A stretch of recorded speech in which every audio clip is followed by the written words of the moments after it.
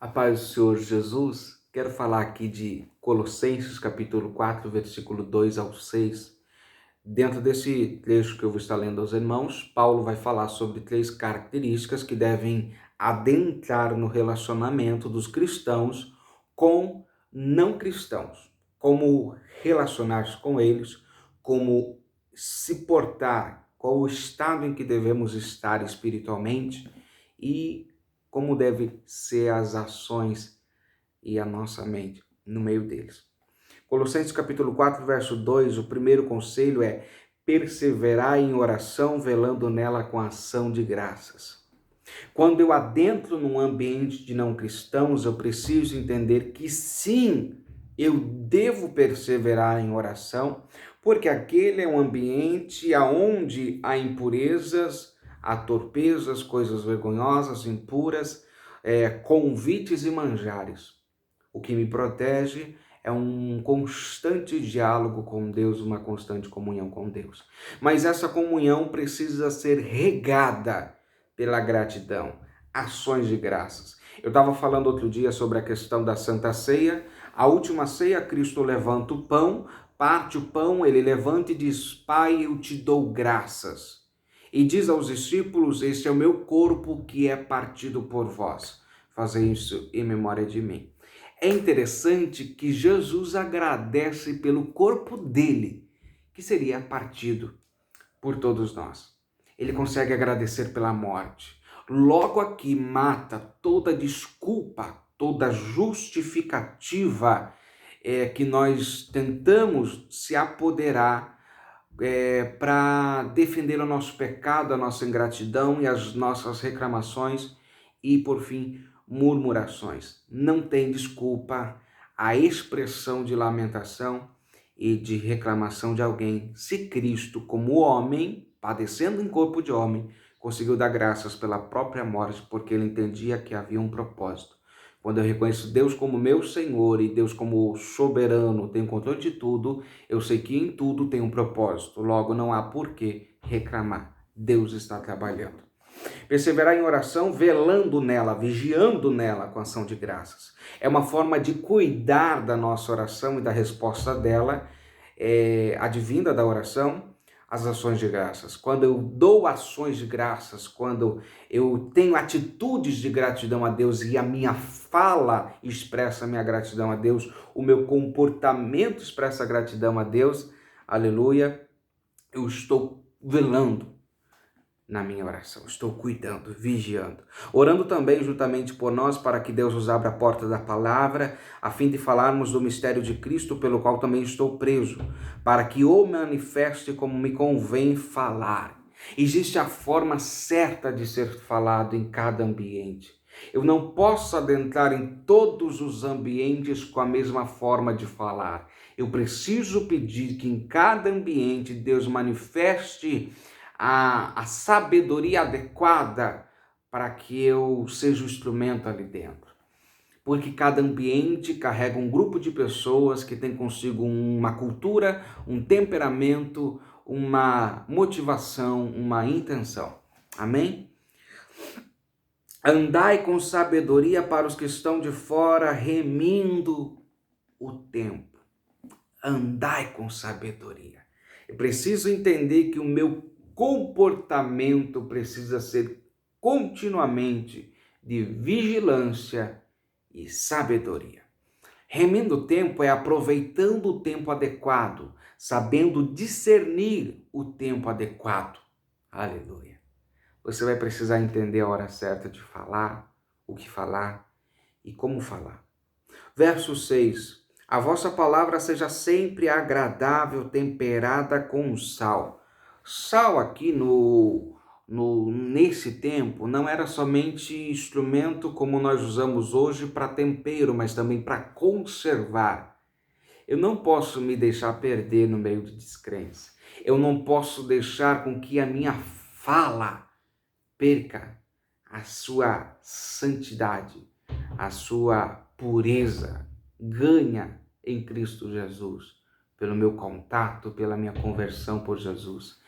Eu não posso deixar com que a minha fala se altere de forma prejudicial no meio de não crentes. É o fato de que às vezes percebemos que no meio de não crentes nós mal somos reconhecidos como crentes por causa da nossa fala.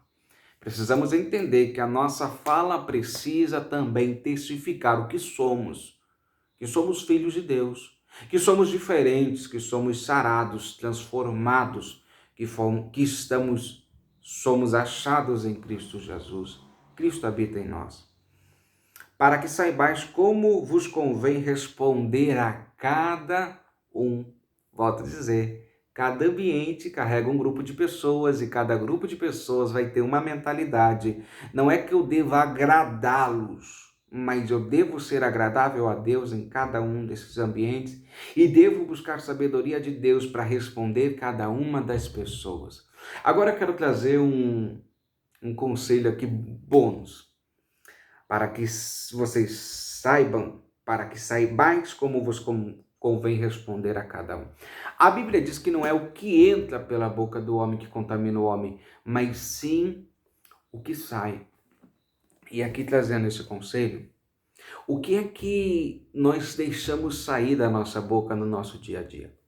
A Bíblia também diz bem assim que do fruto da boca o homem se fartará. Outra passagem diz assim, para bendizermos aqueles que nos maldizem, elogiarmos. E outro dia eu estava conversando com a pastora Camila, minha esposa, e fiz também a gente lembrar ali que Deus faz questão de nos lembrar promessas, nos lembrar o quanto Ele nos ama, nos lembrar que cuida de nós, nos lembrar que Ele vai cumprir sim a promessa que fez. Deus o tempo todo está nos dizendo coisas boas. Deus precisa disso? Não, Ele é Deus. Nós precisamos disso.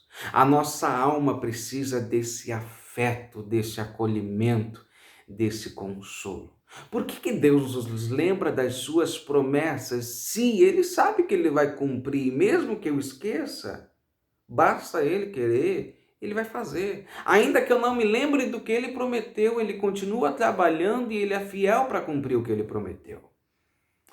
Mas Ele me lembra porque Ele sabe que eu posso me esquecer, posso me esfriar, posso perder a esperança, posso desanimar. O ato de Deus falar conosco é também para despertar alguns sentidos em nós, algumas virtudes em nós. É uma forma de gerar vida. E aqui voltando para Colossenses, para que saibais como convém responder a cada um. E dizendo também da passagem que diz bendizer os que vos maldizem, bendizer é elogiar. O que você diz para as pessoas que estão ao seu redor? Você as bendiz, você as elogia, você que é casado. Qual foi a última vez que você elogiou teu esposo, tua esposa? Qual foi a última vez que você chamou de lindo, de linda? E as palavras ainda mais íntimas que nós podemos falar dentro de um casamento. Isso faz falta para quem vive conosco. Você pode até dizer assim, pastor, mas para mim eu não sinto falta destas coisas. Talvez não é que você não sinta falta, talvez em algum momento você se fechou tanto que você se distraiu para essas coisas e já não dá mais a devida atenção. Mas se não faz de fato falta para o ser humano, por que é que Deus usa muito bem a forma com que ele fala para gerar certas reações em nós? Por que Deus precisa nos chamar de filhinhos, amados? Por que Deus usa palavras amáveis conosco, sendo que nós não somos nem dignos? Porque Deus quer despertar em nós, quer despertar os nossos sentimentos, nosso coração. É uma forma de nos sacudir e dizer, lembra que eu te amo? Não esquece disso, não. Para que saibais como convém responder a cada um. Existem casamentos perecendo porque esqueceram como responder. Existem famílias se perdendo porque esqueceram como responder. Aleluia. Não é só responder perguntas, diálogos. É responder aquilo que não é ouvido, é responder à presença que está ali. Todo mundo que está perto de alguém, alguma convivência, tem alguma cobrança interna. Nós não vivemos um com os outros de forma 100% donativa, generosa. Não. Nós, de certa forma, queremos algo das pessoas que nos rodeiam. Não só queremos, nós necessitamos. Ainda que sejamos dependentes de Deus, Deus mesmo disse, façamos nós. Nós não conseguimos fazer nada sozinho. Nós não conseguimos achar alegria sozinho. Não é bom que o homem esteja só. Aí Deus só pôs uma disjuntora do lado dele e disse, Eva, ande com ele. Será que o desejo de Deus era que Eva só andasse ao lado de Adão? Ou de fato ajudasse em tudo Adão? Bom, a gente precisa lembrar que como nós respondemos ajuda e muito. As empresas, por exemplo, elas mudaram alguns termos ao decorrer do tempo e agora os seus funcionários, os seus trabalhadores são chamados de colaboradores, a ponto de nós vermos hoje, eu ver, que existem pessoas que chegam a idolatrar as suas empresas ou a sua empresa por causa do jeito que são tratados lá dentro.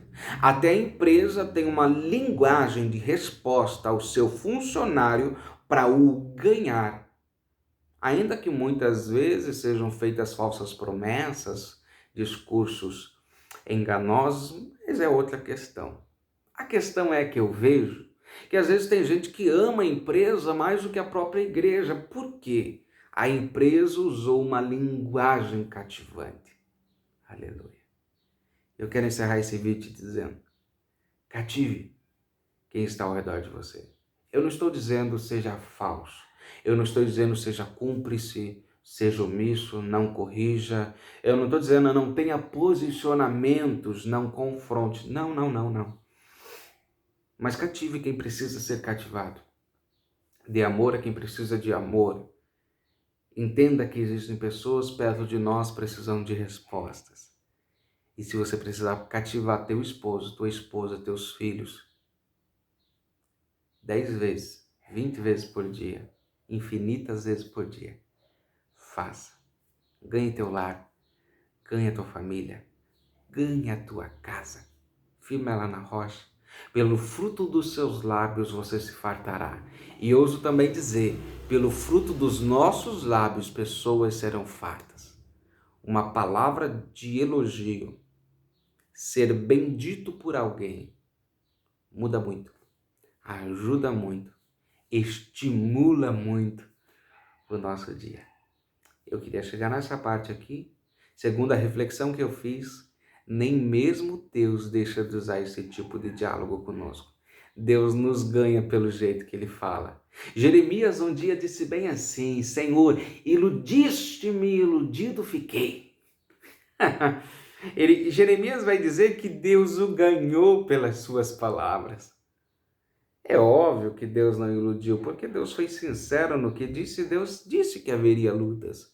Mas o que Jeremias está querendo dizer é, o Senhor me ganhou. O Senhor me ganhou. E como que Deus ganhou Jeremias? Por ouro, prata? Pela grandeza dele? Não, Deus é grande, eu vou servi-lo? Não. Pela palavra. Pela forma como Deus falou com Jeremias. Aleluia. Quando estavas ainda no ventre da tua mãe, eu te escolhi e as nações te dei por profeta. Como você vai resistir a alguém que fala isso? Deus enganou Jeremias? Não, era uma verdade. Deixa eu te dizer, é verdade que você ama teu esposo, tua esposa, teus filhos? Então, se é verdade, fala, prova, tenha atos, colabore com o ambiente onde você vive, para que esse ambiente seja frutífero. Amém? Antes de gravar esse vídeo, eu estava subindo a escada aqui de casa, a minha esposa falou assim, te amo, viu? Daí eu não sabia que era para mim, achei que era para o meu filho, que eu já tinha saído de perto dela. Daí eu olhei para trás e para mim, ela falou, é para você. Falei, também te amo, amor, você é muito especial para mim. Isso muda o meu dia. Eu acredito que mude o dia dela também. A gente precisa usar melhor a nossa linguagem para ganhar os ambientes onde nós formos, onde Deus nos colocar. A paz do Senhor Jesus seja sobre a tua vida.